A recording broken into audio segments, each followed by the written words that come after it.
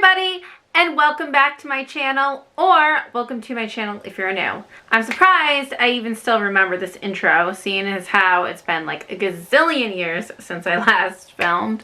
I had a whole bunch of videos I had planned on filming for the end of the year, but in true 2020 fashion, nothing went as planned. So I just kind of got a little distracted with the holidays. Then I did a department transfer at my job, which you know was a little bit mentally draining, trying to learn the ropes and all that such. And then it just came to the point where I was so used to not filming that it was hard to get back into the routine of filming. But what finally got me back into filming was the release of this Starchasers palette by Sugar Rush. And Sugar Rush is actually just a sister brand of Tarte. It's kind of geared towards a younger audience, so that's why it's a little bit more, you know, this. I don't know how else to say it. That's probably why it's a little bit more colorful and fun, but you know what? Some of us older people like colorful and fun as well. The outside packaging looks just like this. At first I didn't really like the fact that it had the palette like on the outside packaging. At first I kind of thought, why can't they make the outside packaging something a little bit more fun and eye-catching? But then I thought this is actually kind of useful, because if you're in the store and you can't see what the inside of the palette looks like, you have a giant picture on the outside that gives you a pretty good indication. So I actually thought that was kind of smart. And the palette does retail for $32, and I just found it on the Tarte website.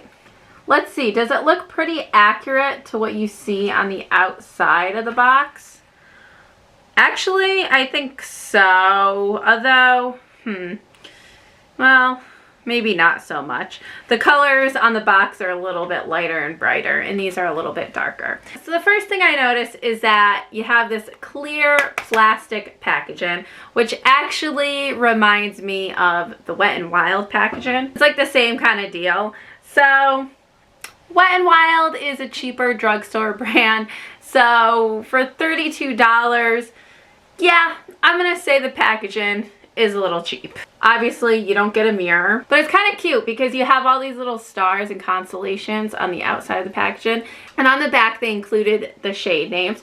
Now normally I don't like it when they put shade names on the back, because I'm like, I can't figure out which is which, but it actually has a picture of the palette with the shade names over it, so that's pretty cool. Like, it makes it a lot more easier to identify, but still like a lot of back and forth. But you know what, grand scheme of things, it doesn't really matter to me all that much. So it looks like the palette is about 50-50 in terms of shimmery, metallic shades, and matte shades. And what I really like that they did with this palette is that they divided it into 4 quadrants. So if you're someone that looks at a palette with a lot of shades in it and you struggle trying to put together looks and knowing what colors can go with which, they really broke it down for you to help kind of guide you.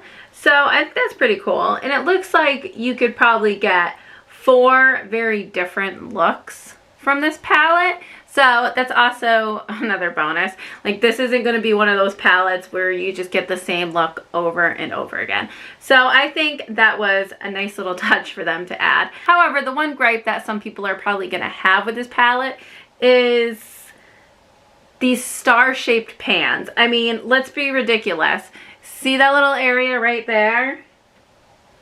You're probably not really going to be able to fit like a full brush in there. That's a little bit inconvenient. So if you're somebody that's looking to get the most bang for your buck out of a palette and you really want to hit pan on like every shade, like, this is going to be a little bit frustrating for you because you have a lot of curves and tiny little areas to work out of. Probably not the most functional packaging, but you know what, I also get why they did it as well, because Sugar Rush is supposed to be Tarte's fun, crazy younger sister brand. So they want to make the packaging as fun and appealing to younger audiences as possible.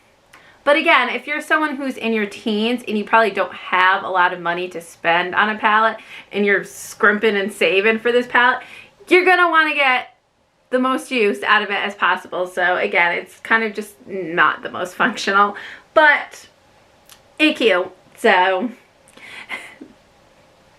I don't know. You gotta pick and choose. Do you want functional or do you want cute? However, I will say, minus the stars, it looks like you do get very generous pan sizes. So, really awesome if you like a particular shade. So what I'm going to do is I am going to do 2 looks using this palette. I'm going to do 1 look on each eye, which I used to do all the time. Haven't done that. And I'll give you my thoughts as I go along. I think I'm going to do this right here because it's colorful and you know I like me some color. And then we're going to do this sort of dusty pink side over here. Alright, so in the interest of not having this video be a million years long, I'm kind of just going to point, apply, speed it along, and then give you my thoughts at the end of this tutorial. Make sense? Hopefully.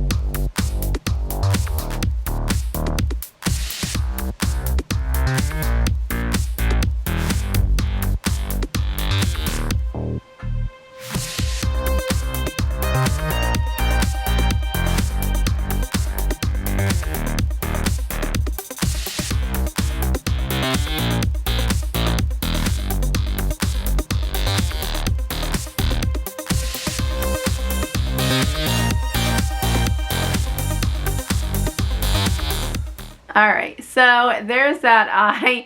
Super simple look, super quick. Now, I have to be honest, this quadrant really doesn't have everything that I need to do a full eye look. Like, normally I probably might have, well, I don't know. I guess the transition shade isn't too bad if you're going for like a super smoky look. So which is probably honestly the point of this quadrant, but I might have wanted something just a little bit more toned down, which not a big deal. I could have gone into like this shade over here, that shade if I really wanted to. I also like some type of highlight, some sort of shimmery shade to put in the inner corner or under the brow bone. None of these shades here would have worked, but again, not a big deal. I could have gone in with this shade, you know, maybe even that, maybe even this shade. So I definitely have options in this palette. If you're somebody that's just working with one quadrant, trying to get a full look out of it, might be a little bit of a struggle, but not a deal breaker. The matte colors, I mean, they look all right, but that green shade was super patchy, and the more I blended it out, the worse it got. Although it doesn't look too bad right now because I covered it up with those 2 other shades. The blue shade really wasn't bad. I was kind of surprised. I thought it would be a little bit more patchy and harder to work with, but it had fairly decent pigmentation. This shimmery shade right here, so beautiful. Can you see the shimmer on that? Probably not.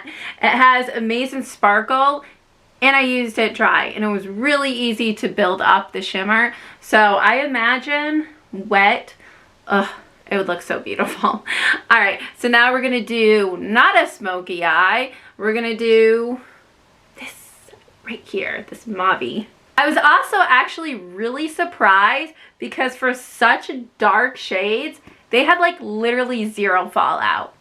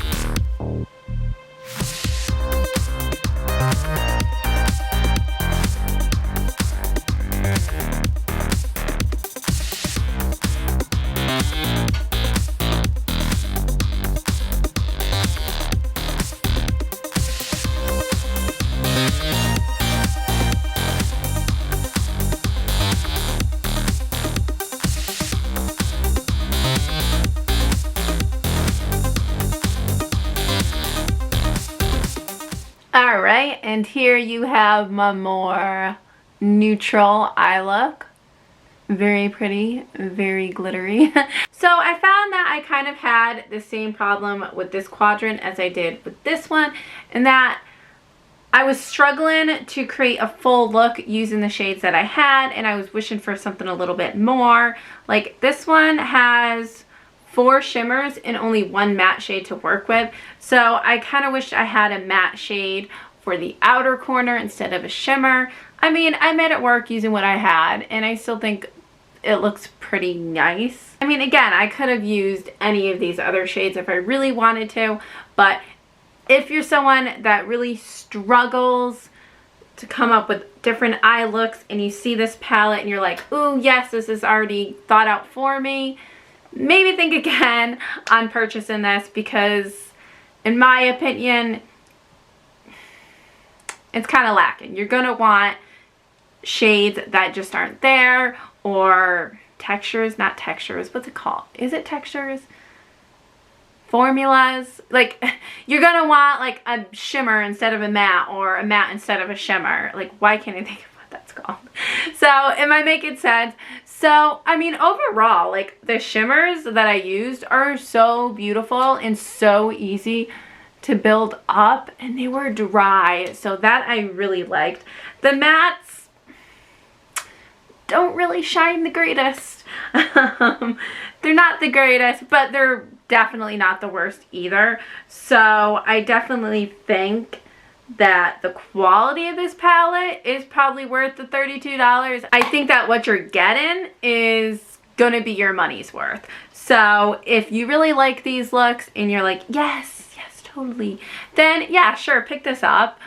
I mean, if you like the looks you see here and have no problem envisioning different looks that you can create with this palette, then yeah, definitely I would say pick it up. But if you're just like looking for convenience, then maybe not. Although it was really freaking annoying trying to get my brush in that little area. Like, so yeah, that was a gripe with me. Not happy about that. So I will say, I actually really like the feeling of these shadows. They feel really soft and buttery and creamy.